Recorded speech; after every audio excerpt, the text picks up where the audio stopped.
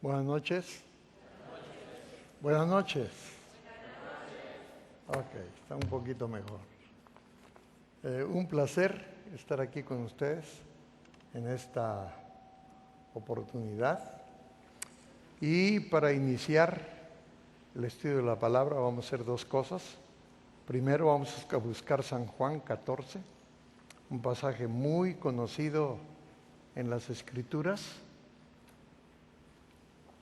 Una promesa extraordinaria, algo que ha sostenido a los creyentes a lo largo de los siglos y que nosotros no somos la excepción. También llega hasta nosotros la misma promesa. Pero antes, volvamos a rogar la presencia del Señor con nosotros. Señor, abrimos tu palabra con reverencia, suplicándote que tu gracia nos acompañe, que tu Espíritu hable a nuestro corazón y que podamos tomar las decisiones correctas para gloria de tu nombre. En Jesús, amén. San Juan 14, del 1 al 3. No se turbe vuestro corazón, ¿creéis en Dios? Creed también en ¿quién? En mí. En la casa de mi Padre, ¿qué ocurre? Muchas moradas hay. Si así no fuera, yo os lo hubiera dicho. Voy pues a preparar lugar para vosotros. Versículo 3, y si me fuere y os prepararé el lugar, vendré otra vez y os tomaré a mí mismo para que donde yo estoy, vosotros, ¿qué cosa? También estéis. Esta es la esperanza bendita del corazón. Esta promesa de nuestro Señor Jesucristo, voy y vuelvo. Voy, preparo y regreso para que se vayan conmigo y podamos vivir juntos por toda la eternidad. De paso, usted nunca debe olvidar que la razón de la segunda venida es el anhelo de Dios de poder tener nuestra compañía por los siglos de la eternidad. Ese es el plan de Dios. Ahora, Jesús aquí en este pasaje solo prometió, voy y vuelvo. Sin embargo, aparentemente pareciera no haber nada en cuanto a su segunda venida aquí, el cómo. Vamos a ir a Apocalipsis, el capítulo 1, por favor. Vamos a explicar algunos pasajes de la Biblia. Les voy a rogar que sean tan amables de ayudarme para mantenernos dentro de la programación del día. Y quiero que vean primero conmigo, cuando uno estudia el libro de Apocalipsis, que Elena White dice que es el libro para la época, que es el libro al cual debiéramos dedicar nuestra atención y nuestro estudio en preparación para la crisis final. Y uno empieza a leer el libro, nota cosas interesantes. Por ejemplo, dos cosas. En primer lugar, hay un sentido de urgencia. Lea conmigo, por favor, el versículo 3 del capítulo 1 de Apocalipsis. Bienaventurado el que lee y los que oyen las palabras de esta profecía y guardan las cosas en ella escritas. ¿Por qué razón? Porque el tiempo que pasa está cerca. Ahora, juntamente con esta cercanía del tiempo, realmente a mí me da la impresión, en base a todo lo que he estudiado, que cuando Jesús dice el tiempo está cerca, no está más que refiriéndose a la promesa hecha que vimos en San Juan 14. Y aquí, en el versículo 7, Jesús empieza a hablarnos a través del mensaje de Apocalipsis de la forma como va a venir. Vamos a leer, por favor, el versículo 7, si son tan amables. ¿Qué dice el versículo 7? He aquí que viene con las nubes, ¿y cuántos le verán? Todo ojo le verá, y los que le traspasaron, y todos los linajes de la tierra harán lamentación por él, sí, así sea. ¿Qué más? Amén. Ahora, veamos por favor este asunto que es muy importante.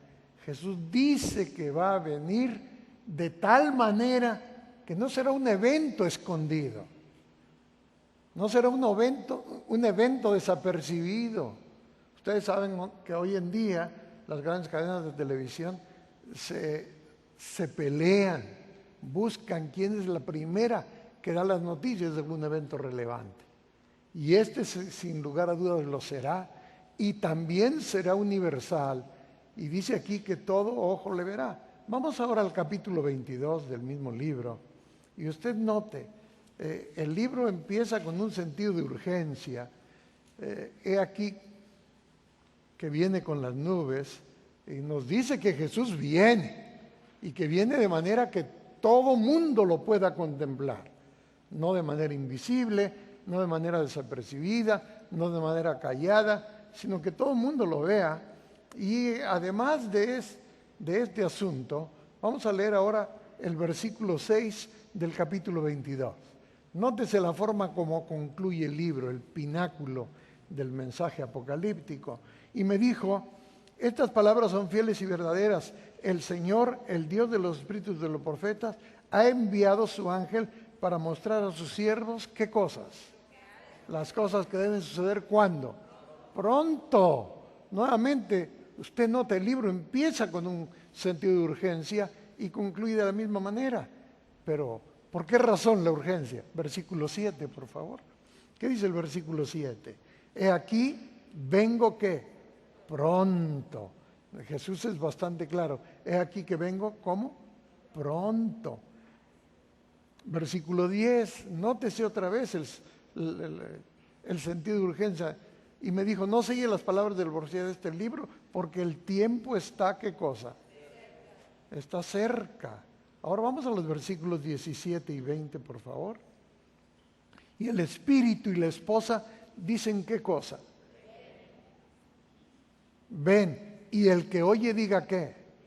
Y el que tiene, ¿qué? Sed, venga. Y el que quiera tome del agua de la vida. ¿A qué precio? Gratuitamente. Dios ofrece la bendición de la salvación y la vida eterna de manera gratuita. Ahora me encanta cómo concluye el libro de Apocalipsis. Versículo 20, por favor. Nótese, por favor. El que da testimonio de estas cosas, dice, ciertamente, o sea, no hay duda, es un hecho. Ciertamente vengo, ¿de qué manera? En breve. Amén, dice San Juan, sí, ven, Señor Jesús.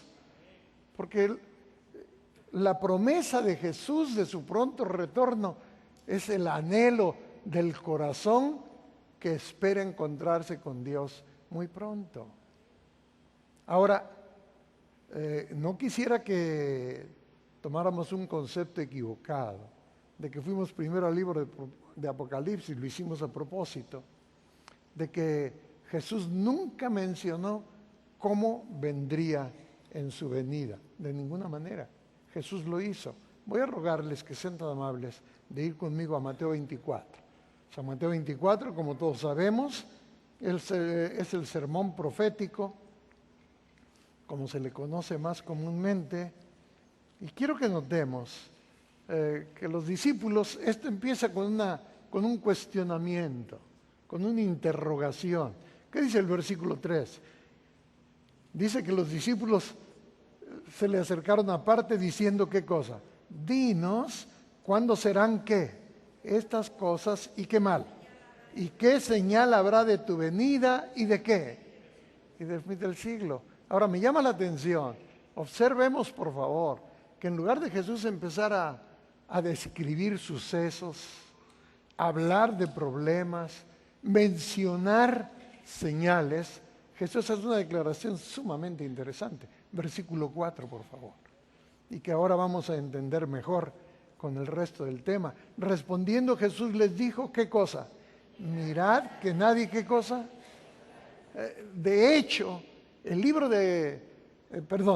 capítulo 24 de Mateo contiene 6 veces, como si fuera una existencia, como un estribillo, como una alerta, diciendo, cuidado con el engaño, una y otra vez.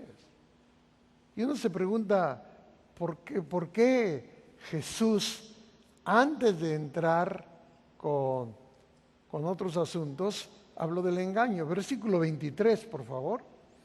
Nótese lo que Jesús está diciendo. Y ahora vamos a entender mejor. Entonces, si alguno os dijere, ¿qué cosa? Mirad, aquí está ¿quién? El Cristo. O mirad, allí está. ¿Qué dijo Jesús? Por favor, ¿qué dijo Jesús? No les crean. No les crean, lean la Biblia. Vayan a la palabra. La palabra tiene la verdad. La palabra tiene la autoridad y la información necesaria para la salvación de sus hijos. Ahora, ¿cuál es la razón de que Jesús insistiera con tanto énfasis en Mateo 24, al menos 6 veces, de manera explícita o implícita, cuidado con el engaño? Bueno, porque ¿quién es el originador del engaño? Satanás. ¿Recuerdan ustedes qué dice Apocalipsis 12:9? ¿Recuerdan? A ver si me pueden ayudar a repetirlo. ¿Qué dice Apocalipsis 12:9? Y fue lanzado fuera, ¿quién? Aquel dragón, la serpiente ¿qué? Antigua, que se llama ¿cómo? Diablo y Satanás, el cual, ¿cuál es su especialidad? Engaña ¿a cuántas personas? A todo el mundo. No se olvide usted de engañar a la tercera parte de los ángeles. Y es el contexto de Apocalipsis 12. Y entonces Jesús dice, este es el que está detrás de todos los engaños en relación con la Biblia. Porque Él no quiere que ustedes disfruten de la eternidad conmigo. Él tiene otro plan. Él sabe que va a ser destruido y se goza en que otros sean destruidos con Él. Ahora, hay muy en boga un engaño en esta época de la historia del mundo muy sutil. A mí me gusta, y espero que no le haga impacto a nadie, a mí me gusta el teatro cristiano. Y en el estado de Pensilvania hay un teatro donde pasan solamente obras bíblicas. Pero es una belleza, la música, los diálogos, el escenario. Por ejemplo, cuando usted va a ver el Arca de Noé, de repente en el segundo acto, después de la mitad, usted se encuentra inmerso en el arca y ve cómo vivían, y luego termina cuando el arca se convierte en una cruz, y entonces el actor principal habla precisamente de lo que estamos hablando, de la segunda venida de Cristo. Es una cosa fascinante. Y a mí me llamó la atención cuando fuimos a ver la producción de Daniel en el Foso de los Leones, de que de repente vi que toda la gente que estaba esperando a Jesús, y Jesús vino como parte de la presentación del libro de Daniel, de repente empecé a notar que a muchas personas, no a todos, les empezó a salir una lucecita de la cabeza. Yo hasta pensé, mi niña que estaba cerca de mí, mi nieta, me dice, abuelito, ¿y cómo me puede salir a mí también? ¿Sí? Y resulta que entonces empecé a entender, porque esta buena gente, desafortunadamente, ha corrompido su creencia. No sigue lo que dice la Biblia y creen en lo que se conoce comúnmente como el rapto secreto. ¿Sí? Y Jesús dijo, mucho cuidado con el engaño. Y Él dijo también, otra vez, versículo 23 de Mateo 24, si algunos dijeren, mirad que aquí está el Cristo, mirad, allí está, no lo creáis. Hay una cantidad enorme de cristianos. De paso, a algunos adventistas también les gusta el rapto secreto. ¿Sabían eso? No, estoy hablando en serio, Estoy hablando en serio. Ustedes saben, la teoría dice que hay una interpretación completamente errada, que vamos a ver de eso dentro de un momento, de Daniel 9, donde habla de las 70 semanas. Y la última semana, que tiene que ver con que hará cesar el sacrificio, etcétera, con la muerte de nuestro Señor Jesucristo, las personas del rapto secreto, que se llaman dispensacionalistas, ellos dicen que al final del tiempo Israel volverá al país, todos los judíos, se va a reconstruir el templo, el secretario de las Naciones Unidas es el anticristo, y dice, y aquí está el asunto que a los adventistas les gusta, dice, en la segunda venida será secreta, de allí el término rapto secreto, pero al final de los 7 años, de los últimos 7 años finales de la historia del mundo, Cristo viene por tercera vez. Y a mí me gusta decirlo, si no me entiende usted el término, lo siento por usted, yo sí lo entiendo. Pero a mí me gusta decir, a los adventistas ancochados les encanta, porque de esa manera tienen 7 años más para cocinarse bien y estar listos para el regreso de Jesús. A mucha gente le atrae ese asunto, si no voy en la segunda me voy en la tercera. Pero quienes creen en todas estas cosas ignoran, como dije hace un momento, que desafortunadamente Satanás está detrás de todo esto. Me explico. Pero déjenme hablar, ustedes saben, la serie Left Behind, Dejado Atrás, primero salió como en forma de novela y posteriormente se hizo una película. La película se inauguró el 2 de febrero del 2001 y es interesante notar, ustedes saben, el engaño para que pueda hacer su efecto tiene que estar mezclado con la verdad. ¿Cuántos de ustedes han oído hablar del clamor de medianoche? ¿Aló? Déjenme ver sus manos. ¿Cuántos han oído hablar del clamor de medianoche? En la historia de los adventistas para nosotros es bastante conocido. De hecho, en la década de 1840 fuimos conocidos como el movimiento del clamor de medianoche. Los adventistas del séptimo día, de acuerdo a Apocalipsis 10. ¿Y qué pasó? Cuando usted ve en la película, tiene un video, si usted no tiene oportunidad de ver la película completa, y ellos tienen una canción titulada precisamente El clamor de medianoche. Interesante cómo mezclan los elementos para confundir a los creyentes. Ahora, el gran problema es que mucha gente ignora cómo nació todo este asunto. Todo este asunto nació con Francisco Rivera, un sacerdote jesuita en 1590, cuando le pidieron a Francisco Rivera que escribiera un libro contra la Reforma. La manera de interpretar la Escritura es el historicismo, que nosotros seguimos hasta el día de hoy. Y él acuñó un nuevo término de interpretación, el futurismo. Todo está en el futuro. Ahora, si todo está en el futuro, ¿qué pasa con Roma? Porque yo creo que ustedes entienden que Francisco Rivera, al ser sacerdote jesuita, era católico.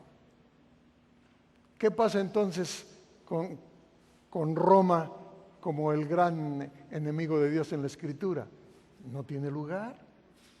Todo se va al final del tiempo. El anticristo, en lugar de ser lo que dice Tesalonicenses, en lugar de ser lo que dicen otros pasajes de la Escritura, lo convierten en el secretario de las Naciones Unidas, un europeo, porque no podía ser americano, ni podía tener otra nacionalidad, tenía que ser un europeo. Y ahora, quiero que observemos que durante 300 años es cierto que causó algún impacto el nuevo método de interpretación de Francisco Rivera, pero fue años después, 300 años después, cuando John Nelson Darby inventó el dispensacionalismo. Aquí ustedes tienen cerca un seminario muy importante que promueve ese tipo de enseñanza, probablemente el más importante en los Estados Unidos. Ahora, es interesante notar que primero Nelson Darby hace este asunto y más tarde después Cyril Scofield hizo una versión de la Biblia que hoy, de paso, es la versión más vendida de la Biblia y que se llama precisamente la Biblia anotada de Scofield. Y habla del dispensacionalismo, y habla de estos errores doctrinales que están en contra de todo lo que dice la Escritura. Les voy a rogar un favor. Si tienen que escribir, anoten, por favor. Les voy a dar una información que usted no encuentra con facilidad. Déjenme compartir con ustedes algunas cosas. Para que usted tenga el cuadro completo, para que entienda esto, usted debe saber que uno de los atentados más claros en contra de la verdad es con el rapto secreto, porque atenta contra la interpretación de Daniel el capítulo 9. En Daniel el capítulo 9 encontramos las 70 semanas, una semana, 62 semanas y la última semana. Y ustedes encuentran en Daniel que Daniel dice lo que va a ocurrir, describe con exactitud asombrosa lo que iba a ocurrir. Isaac Newton llamó a la interpretación teológica tradicional de Daniel 9 la piedra fundamental de la religión cristiana. Ahora nótese, ellos destrozan todo porque usan 483 años. Si usted divide 70 semanas, ¿cuántos días tiene cada semana? ¿Aló? ¿Cuántos días? 70 por 7, ¿cuánto es? 490. Ahora, quiero que vean ustedes, por favor, la Biblia dice, usamos el sistema de que un día es igual a ¿cuánto tiempo profético? A un año. Un día profético es igual a un año. Así que estamos hablando de 490 años. Cuando es increíble cómo esta profecía, que se cumple con una exactitud asombrosa, formidable, la han prostituido y la han querido usar para poder enseñar el rapto secreto, cuando es totalmente antibíblico. Por ejemplo, ustedes saben que estas 70 semanas empezaron en el año 537 a.C. y terminan en el año 34 con el apedreamiento de Esteban. ¿Ustedes se acuerdan que Esteban fue apedreado? ¿Recuerdan que Pablo estaba allí presenciando el apedreamiento? Y el tiempo de oportunidad, estos 490 años, Dios se los dio al pueblo judío como un tiempo de oportunidad. Y lo perdieron con este acto vergonzoso de apedreamiento de Esteban. Ahora, hay algunos elementos de la profecía que son importantes. Les voy a rogar que escriban Marcos 1, 14 y 15, Lucas 3, 1, 21 y 22, donde con precisión histórica asombrosa propia de Lucas, él, que era un erudito, que era un historiador, que era una persona súper cuidadosa, que era un médico, nos habla de la fecha del nacimiento de nuestro Señor Jesucristo. Y Él nos muestra, ahí en estos pasajes que les acabo de citar, que en el año 27 Jesús nacería. Y es increíble, nació exactamente de acuerdo a la profecía. Y la profecía terminó en el año 34, los 490 años, cuando usted hace las matemáticas de la manera como les acabo de mencionar. Ahora, lo interesante que esta profecía, si usted quiere notar Hechos 10:38, el bautismo de Jesús se menciona en el año 27, en los pasajes que les acabo de leer, dice que Jesús fue ungido, y más tarde los apóstoles, en el libro de los Hechos, en el capítulo 10 y el versículo 38, dice, Jesús fue ungido por Dios. O sea, tal como lo dice Daniel 9, y se ungirán al Santo de los Santos, a nuestro Señor Jesucristo.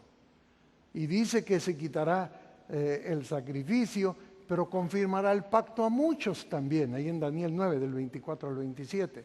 Estoy tratando de ir a prisa por razón del tiempo, espero que ustedes lo entiendan. Y es interesante notar, por ejemplo, en Mateo 26, del 26 al 28, que Jesús, cuando tomó la cuando instituyó la cena y abolió la Pascua, Jesús levantando la copa dijo, tomad, bebed de ella todos, porque esta es mi sangre del nuevo ¿qué? Pacto.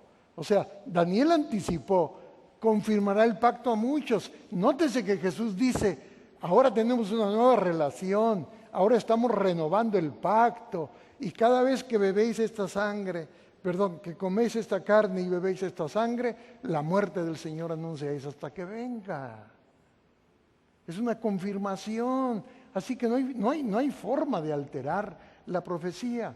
Por eso Jesús, como dije antes, insistió, cuidado con el engaño.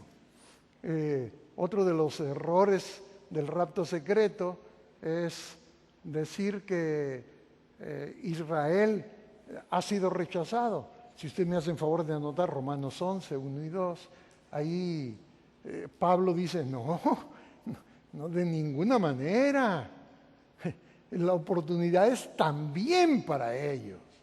Pero entonces Pablo le da una nueva dimensión al Israel profético, a gente como usted y yo, que tenemos la esperanza, que tenemos el mensaje del pronto retorno de nuestro Señor Jesucristo. ¿Qué pasó? ¿Qué dice? ¿Ustedes se acuerdan 1 de Pedro 2, 9 y 10? Mas vosotros sois, búsquenlo por favor. ¿Qué dice 1 de Pedro 2, 9 y 10? Mas vosotros sois, ¿qué cosa? Real sacerdocio, gente que santa. Real sacerdocio, gente santa. Pueblo escogido ¿por quién? Por Dios. ¿Con qué propósito? Para que salgáis de las tinieblas a la luz admirable del Evangelio. Dios no está rechazando a los judíos, de ninguna manera. Como nación, Dios dijo, se acabó la oportunidad, pero como personas tienen la puerta abierta. Y de hecho, yo me he gozado en muchos lugares del mundo. He estado en Jerusalén, inclusive, y usted vea, algunos cuantos, pero hay judíos creyentes. Clifford Goldstein, no sé si ustedes lo conocen, han leído sus libros, es el responsable de la producción de la Escuela Sabática para todo el mundo. Él es de origen judío y encontró la salvación, porque solo en Jesús hay salvación. Y usted tiene que poner atención a estos detalles. Usted vea, aquí se habla de un pueblo especial, lo mismo dice Gálatas 3, 26 y 27, y lo mismo en Gálatas 6, 14 al 16. Así que no hay tal cosa que Israel va a agarrar un papel preponderante, no hay tal cosa. La Biblia es muy clara, habrá gente de toda tribu, lengua, pueblo y nación. Todos formamos el pueblo de Dios y tendremos la alegría de esperarlo y vivir con Él por la eternidad. Pero creo que ha sido suficiente para esta noche en cuanto al rapto secreto, porque no sé que alguien vaya a salir convencido de aquí acerca de eso, que esa no es mi intención. Vamos a ir por favor ahora a Mateo, si son tan amables. Volvemos al asunto de cómo será su venida. ¿Cómo será? Jesús dijo que era necesario tener cuidado porque juntamente con su venida Satanás iba a tratar de engañar al mundo entero. Vamos a ir a Mateo 24, por favor, al versículo 30. Quiero que lean conmigo lo que dice. ¿Cómo vendrá Jesús? ¿Cómo se manifestará? ¿Qué tipo de evento será? ¿Será unos pocos? ¿Pasará desapercibido como en su nacimiento? ¿Qué ocurrirá? ¿Qué dice el versículo 30? Entonces aparecerá la señal del Hijo del Hombre. ¿Dónde? En el cielo. ¿Dónde? Y cuando usted ve algo en el cielo, ¿cuántos lo ven? ¿Todos? Que es lo mismo que leímos en Apocalipsis 1:7. Todo ojo le verá. Y entonces lamentarán todas las tribus de la tierra. ¿Y qué cosa? ¿Qué pasará? Y verán al Hijo del Hombre viniendo sobre las nubes del cielo con poder y ¿qué más? Ahora, nótese por favor, no solo Jesús va a venir, pero obsérvese, esta vez no viene como un niño, No viene como el ser crucificado que se fue al cielo. Jesús viene como Rey de Reyes y Señor de Señores. De hecho, a mí me encanta Apocalipsis 19. ¿Quieren ir conmigo? Volvemos ahora a Mateo 24. Pero quiero que vayan conmigo al libro de Apocalipsis, por favor, y que vean. A mí me encanta, como decía Apocalipsis 19. Obsérvese, por favor, hablando de la cena de las bodas del Cordero, en ese capítulo extraordinario que empezó en el capítulo 16 sobre el Armagedón, concluye la lucha del Armagedón diciéndonos lo siguiente en el versículo 11 del capítulo 19. Después de hablar de cantos, de alabanzas, de seguridades, dice el versículo 11 lo siguiente: entonces vi el cielo como, y aquí ¿qué fue lo que vio? Un caballo blanco, y el que lo montaba se llamaba Fiel, ¿y qué más? Versículo 13, estaba vestido de una ropa teñida en sangre, y su nombre es, ¿cuál es su nombre? ¿El verbo de quién? Ahora, ¿viene solo? Vuelvo a preguntar, ¿viene solo? Versículo 14, ¿qué dice el versículo 14? Y los ejércitos celestiales, vestidos de lino finísimo, blanco y limpio, le seguían, ¿de qué manera? Versículo 16, y en su vestidura y en su muslo tiene escrito este nombre: Rey de Reyes, ¿y qué más? Él es el Rey del universo. Lea usted, por favor, Apocalipsis 11:15. Allí dice que todo el mundo debe alegrarse porque Jesús va a tomar el dominio universal sobre esta tierra. Y dice que vendrá en forma visible, de tal suerte que todo ojo, ¿qué cosa? Le verá. Todo el mundo va a presenciar y lo hará con cánticos. Imagínese usted, yo he pensado más de una vez lo que va a hacer, que usted vea desde el cielo una cabalgata de caballos blancos. ¿Qué corceles árabes ni qué nada? Algo mucho mejor, porque son esos caballos han sido alimentados y educados en los establos del cielo. Y ahí vendrán. Y usted no puede dejar de admirarse del espectáculo. ¿Cuántos son mexicanos aquí? Déjenme hacer una pregunta indiscreta. Ok, un buen número. ¿Cuántos han visto las charreadas? A ver si saben de qué hablo. ¿Cuántos han visto una charreada?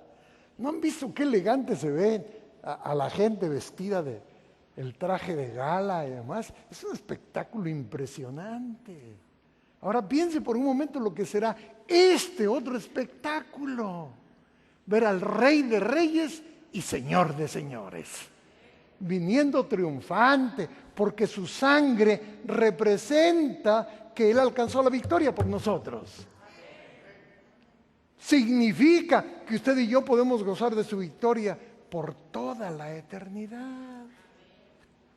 Ahora, lea usted conmigo lo que dice Mateo 24. Volvemos a Mateo 24. Fíjense bien, hablando, continuamos con Mateo, porque mucha gente piensa que Mateo no tiene suficiente información. Usted no necesita inventar una nueva doctrina para hablar del regreso de Jesús. Jesús fue perfectamente claro. Lea conmigo, por favor, si es tan amable, los versículos 37 al 39. Notemos lo que dice aquí Jesús: mas como en los días de ¿quién? Así será la venida de ¿quién? Porque como en los días de Noé, antes del diluvio, estaban comiendo, bebiendo, casándose y dándose casamiento hasta el día en que no entró en el arca, y no entendieron hasta que vino el diluvio y se los llevó a todos, así será también, ¿qué cosa? Ahora, yo quiero que piense usted lo que fue para esa gente antediluviana. Se mofaron por 120 años de Noé, y de repente empieza a caer agua, algo nunca visto, algo que nunca ha ocurrido. Pero es que usted debe recordar una cosa, y Apocalipsis es el experto en el uso de la palabra. Jesús es todopoderoso. Y Jesús hace lo que nadie más es capaz de hacer. Porque Jesús, además de ser nuestro Salvador, es el creador del universo. Eso dice en Hebreos el capítulo 1. Jesús es capaz de hacer de la nada cosas extraordinarias. Y dice que cuando quisieron entrar al arca era demasiado ¿qué? Demasiado tarde. Era demasiado tarde. No pudieron entrar al arca. Y esa gente vivió los horrores de ver el cataclismo, el agua subiendo y que algunos empezaron a morir. Y Jesús está diciendo, como fue allá, ocurrirá ¿en qué momento? Cuando yo venga por segunda vez. Ahora algo interesante, y esa es la razón por la cual les hice la referencia. Anote por favor ahí en lugar, en su misma Biblia, San Juan 14, del 1 al 3. Porque vean ustedes que leímos en San Juan 14, del 1 al 3 al principio. No se turbe vuestro corazón, creéis en Dios, creed también en ¿quién? En la casa de mi Padre, ¿cuántas moradas hay? Muchas, de otra manera os lo hubiera dicho. Voy pues, ¿a qué? A preparar un lugar para vosotros, y me fuere y os aparejara el lugar. ¿Cuál fue la promesa? Ahora, la misma palabra en griego que Jesús usa para decir, vendré otra vez, o sea, me van a ver, me van a contemplar. ¿Ustedes se acuerdan de los discípulos? El domingo de resurrección en la noche, ¿se acuerdan? Cuando Jesús se les aparece en medio y algunos empiezan a creer, este es un fantasma, ¿se acuerdan o no? ¿Sí? ¿Y se acuerdan qué hizo Jesús? Les dijo, tóquenme, los fantasmas no tienen carne ni huesos como yo tengo. Y Jesús les dijo, denme de comer, y se sentó a cenar. ¿Quién dijo que a Jesús no le gusta la buena comida? Tan le gusta la buena comida que ha preparado una cena para nosotros llamada la Cena de las Bodas del Cordero. Y donde tú y yo estamos invitados, donde tú y yo tenemos un lugar reservado, con nuestro nombre escrito, para que podamos disfrutar de su compañía y de su invitación por toda la eternidad. Ahora, quiero que vean ustedes conmigo, o sea, Jesús viene. Lean conmigo, rápido, Hechos 1:11, por favor. Hechos 1:11. Vamos a leer Hechos 1:11, por favor. Así súper rápido. ¿Qué dice Hechos 1:11? Los cuales también le dijeron, varones galileos, ¿por qué estáis mirando al cielo? Ustedes recuerdan, después de 40 días Jesús ascendió al cielo y estaba con los discípulos y lo vieron ascender al cielo. Y entonces los ángeles vienen para darles un mensaje. ¿Cuál es el mensaje angelical? Vamos a leerlo. Los cuales también les dijeron, varones de Galileos, ¿por qué estáis mirando al cielo? ¿Y qué dijeron? Por favor, vamos a leerlo. Este mismo Jesús que ha sido tomado de vosotros al cielo, ¿qué cosa? Así vendrá como lo habéis visto, ¿qué? O sea, lo vieron irse y lo van a ver volver. Todo ojo le verá. No hay tal cosa de un rapto secreto. No hay tal cosa de un rapto secreto. Lea usted, por ejemplo, 1 Corintios 15, 51 al 53 conmigo, por favor. ¿Qué dice 1 Corintios 15? Vamos a ir rápido. Nótese, hablando del mismo evento, no solamente lo que Jesús escribió, 1 Corintios 15, que es uno de mis textos favoritos, capítulos favoritos en la Biblia. Vamos a leer los versículos 51 al 53. Si usted se lo sabe, repítalos conmigo, por favor. He aquí os digo, ¿qué cosa? Un misterio. No todos dormiremos, pero todos seremos, ¿qué cosa? Transformados. En un momento, en un abrir y cerrar de ojos, a la final trompeta. Porque se tocará la trompeta y los muertos serán, ¿qué cosa? Resucitados, ¿de qué manera? Incorruptibles. ¿Y nosotros qué cosa? Seremos transformados, porque es necesario que esto corruptible se vista ¿de qué? ¿Y usted cree que va a pasar desapercibido? Usted lo va a experimentar. Usted lo va a gozar. No solo el sonido de la trompeta. No solo eso. Y 1 Tesalonicenses 4, del 14, del 16 al 18, Dios vuelve a decir que vendrá con voz de trompeta. Volvemos a Mateo 24, por favor. Quiero que observemos Mateo 24. Nuevamente vamos a leer los versículos 30 y 31. Otra vez, por favor. Entonces aparecerá la señal del Hijo del Hombre en el cielo, y entonces lamentarán todas las tribus de la tierra, y verán al Hijo del Hombre viniendo sobre las nubes del cielo, con poder y qué más. Ahora, lean el versículo 31. Eso es lo más importante de este mensaje. No solamente que va a ser espectacular, único, todo un acontecimiento. Y será cine gratis. Usted no tiene que pagar, no hay, ninguna cadena de televisión va a tener que pagar para eso. Absolutamente. Todo mundo le veremos. Pero dice algo aquí que es sumamente importante. El 31. Y enviará sus ángeles, ¿de qué manera? O sea, no le va a decir, le va a ir a susurrar al oído a alguien, a alguno de los ángeles. Dice que les dirá con voz de qué? De trompeta, y los va a enviar, ¿con qué propósito? Y juntarán a sus escogidos de los cuatro vientos, desde un extremo del cielo, ¿hasta dónde? Ahora, si los ángeles van a reunir a los escogidos, les pregunto, ¿será algo secreto? ¿Será desapercibido? De ninguna manera. Jesús por eso fue perfectamente claro. Nosotros tenemos que cuidar mucho cómo hacemos estas cosas. Lea usted 1 Pedro 3:10, por favor, conmigo, si es tan amable. 1 Pedro 3:10. ¿Qué dice 1 Pedro 3:10, por favor? Porque el que quiera amar su vida y perdón.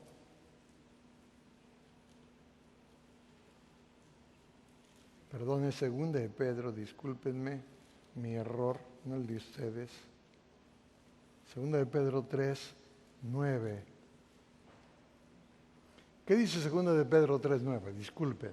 El Señor no retarda su promesa, según algunos la tienen con tardanza, sino que es paciente con nosotros, no queriendo que ninguno perezca, sino ¿qué cosa? Sino que todos procedan ¿a qué? Les hago una pregunta que puede resultar ociosa. ¿Quería Jesús que nos salváramos todos? ¿Aló? ¿Quería Jesús, sí o no? ¿Cuántos están felices de que Jesús quiere que yo me salve? ¿Cuántos? Alabado sea su nombre. O sea, Jesús quiere que la salvación sea un ofrecimiento universal, sea un disfrute para todas las personas, independientemente de la situación y las circunstancias en las cuales se encuentra. La salvación es posible gracias a todo. Perdón, gracias a su sangre está abierta para todos. Pero versículo 10, que era lo que me interesaba. ¿Qué dice el versículo 10? Pero el Señor vendrá ¿de qué manera? Como ladrón, ¿en qué? En la noche. ¿Cómo sabe usted que lo están robando? ¿Aló? ¿Nunca lo han robado?